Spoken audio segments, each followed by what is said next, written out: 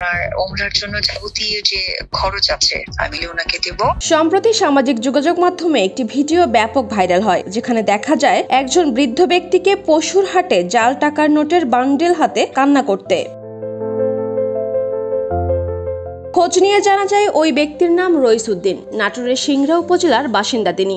এবারের কোরবানির পশুর হাটে নিজের একটি গরু রাজধানীর উত্তরার দিয়াবাড়ি হাটে বিক্রির উদ্দেশ্যে নিয়ে যান তিনি।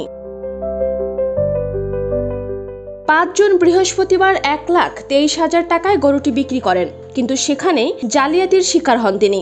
রইস উদ্দিনকে টাকার বান্ডেলে জাল নোট ধরিয়ে দিয়ে যান ক্রেতা। সেটা পরে টের পাওয়ার পরেই পশুর হাটে কান্নায় ভেঙে পড়েন বৃদ্ধ। এদিকে বৃদ্ধ রইস উদ্দিনের কান্নার সেই ভিডিও সামাজিক যোগাযোগ মাধ্যমে ছড়িয়ে পড়তেই অনেকেই তার দিকে সাহায্যের হাত বাড়িয়ে দেন। সেই তালিকায় আছেন নায়িকা অপু বিশ্বাসও। আলহাজ শামসুল হক ফাউন্ডেশন নামের একটি সংগঠনের মাধ্যমে ক্ষতিগ্রস্ত সেই বৃদ্ধের পাশে দাঁড়ানোর সিদ্ধান্ত নিয়েছেন তিনি। ইতোমধ্যেই সেই সংগঠনের মাধ্যমে ও বিভিন্ন মানুষের সহযোগিতায় রইস উদ্দিন তার গরু বিক্রির টাকা অনুদান হিসেবে পেয়েছেন, যে কারণে অপু বিশ্বাস সিদ্ধান্ত নিয়েছেন সেই ব্যক্তির ওমরা করার যাবতীয় খরচ তিনি বহন করবেন।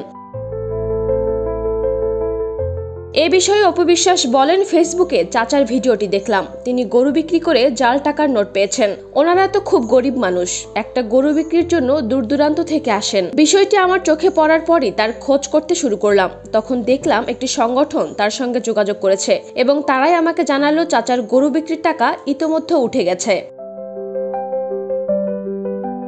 অপু আরো বলেন, সেই সংগঠনের পক্ষ থেকে আমাকে জানানো হয় চাচার ইচ্ছে তিনি ওমরা করতে চান, তাই আমি সিদ্ধান্ত নিয়েছি তার ওমরা পালনের যাবতীয় খরচ আমি বহন করব। আর সে যদি এই মুহূর্তে ওমরা করতে না চান তাহলে তার হাতে 50,000 টাকা তুলে দেব, যা দিয়ে তিনি নতুন করে পশু কিনতে পারবেন। এই অভিনেত্রী আরো বলেন, তিনি আমার বাবার বয়সী। আজকে যদি তার মেয়ে হতাম তাহলে হয়তো এমন কিছুই করতাম। আমি চাই উনি আমার সন্তান এবং পরিবারের জন্য দোয়া করুক, এতটুকুই।